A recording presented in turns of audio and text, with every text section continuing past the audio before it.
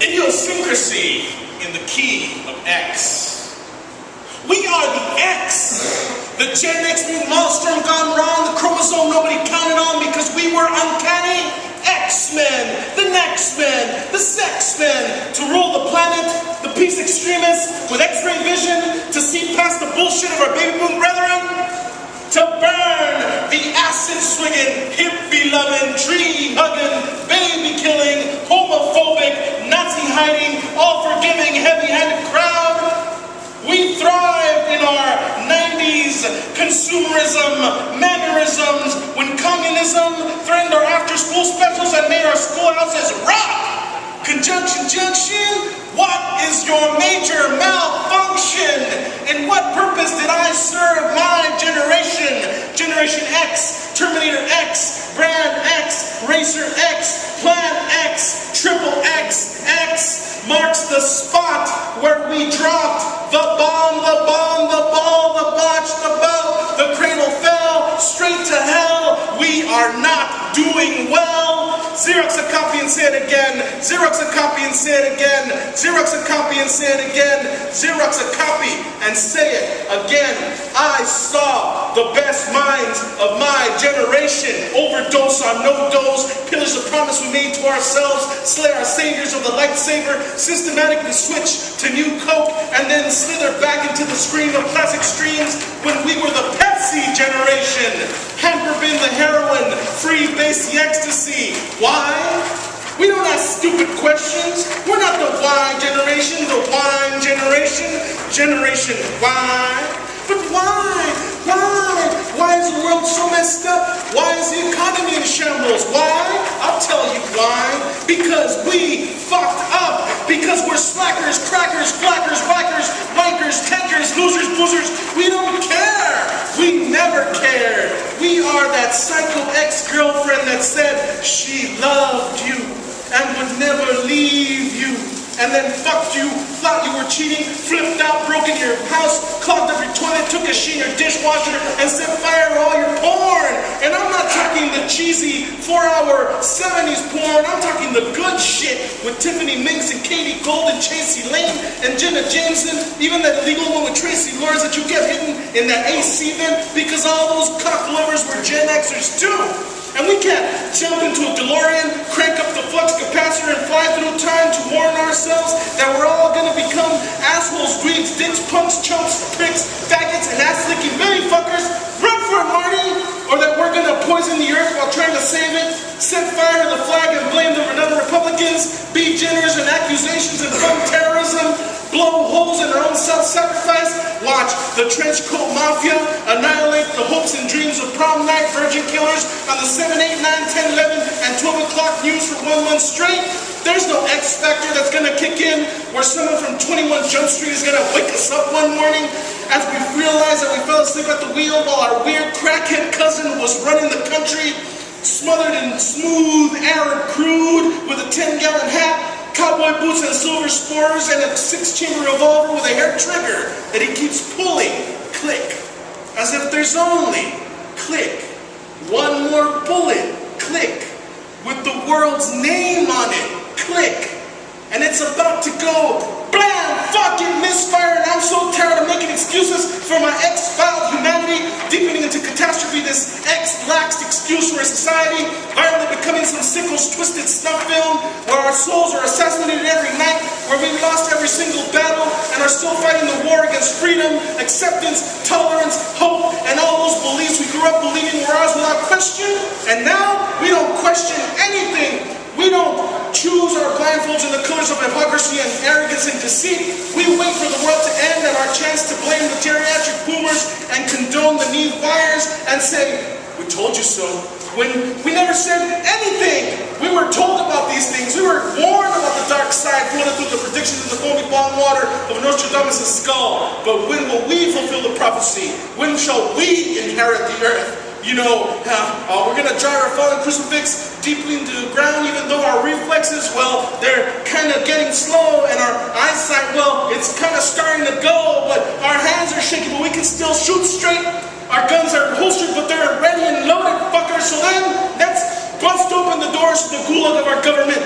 Take back what we gave away so greedily that two-bit baby boomer bastard that forfeit us lies, got us drunk on cheap wine, and then fucked us silly as he raped our country with his big, thick, red dick. Castrate that cokehead cocksucker. I don't give 2 tubs of the dead dog's dick to what anyone says. The only weapons of mass destruction that we found is our own ignorance, and we're all to blame for loading that with loads of Formula X. Our curse is our cowardice to be shepherds instead of sheep. It's time to wake up. It's time to take it all back. This is my hope, my dream, and I'm taking it back. I'm taking them all back. Because Goonies never say die. And I've got my lifesaver, the Sword of Omens, and the Necronomicon with that DeLorean and a full tank of plutonium. Because face it, folks, like Kurt Cobain said, our little tribe has always been and always will until the end.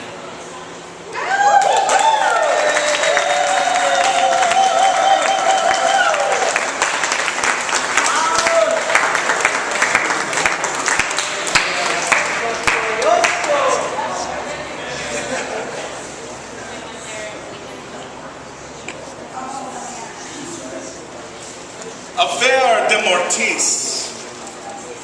I want death to write my ending because I'm a big fucking fan of death.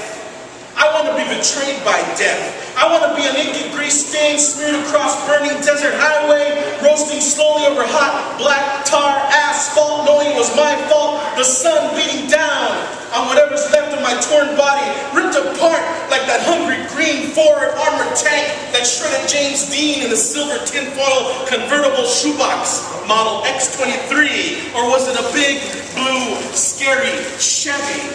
I want to be immortalized by death. I want death to help me write the great American novel where we kill every living thing on the face of the planet. Death to humans, dogs, cats, camels, Ebola, marmosets, twine swoop, flies and tigers and bears. Oh my! Bigfoot, the Abominable Snowman, Dracula, the Incredible Hulk, the Jedi, Batman, wrestlers, the Loch Ness Monster, Oprah, rap music, P. Diddy, Boba Fett, Paris Hilton, the Tin Man, the Scarecrow, the Cowardly Lion, the last 2 remaining Beatles, Courtney Love, emo rock, and Deb poetry jams. And in chapter 34, Death and I will resurrect Jack Kerouac with a copy of On the Road, a fifth of bourbon, and the blood of Rod McEwen as we continue our rampage to cleanse the earth of infidels. And in that final chapter, after Jack, Death, and I have annihilated everyone, and we have George P. Bush, the token Republican Mexican corner in the Oval Office, will string up that coconut like a piñata and beat him mercilessly with baseball bats until he bursts like an atom bomb of red, white, and brown vindication.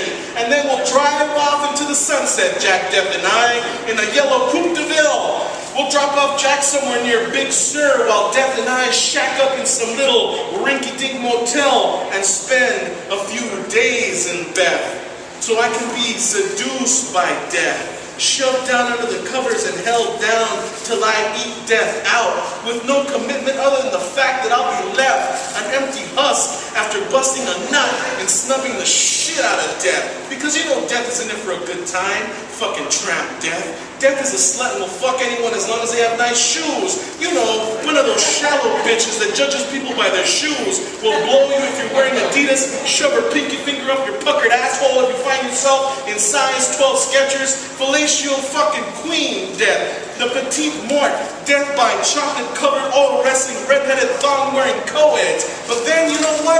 I'll be honest with death. There's no shame in death. And though death likes to sleep around, I know we could make it work. Come on, death. Let's give our love a chance, death. I'll take you in, take good care of you. Forget all the bad things I said, death. I'll bring you in out of the rain, dry you off, clean you up, and serve you some hot tomato soup. Or maybe gazpacho. You know how much death loves gazpacho. You know, I think Death and I will sit up all night and watch Degrassi, The Next Generation. Death likes Canadian teen melodrama. And afterwards I'll hold Death all night as we talk about how much I hate my job at Walmart. And Death will read Q&A from her Cosmo magazine. And how Death hates and wishes that she hadn't killed all those babies. Or drowned so many at sea. Or killed Che Guevara. And I'll blame God and death will smile. And I'll wake up in the morning, smelling Folgers drifting through the air, walk into the kitchen and find death wearing my favorite Nirvana shirt, making pancakes in white booties, and I'll sit with the morning paper and the headline will read, "Everyone having the time of your life." And death will say, "Hey, Jack called.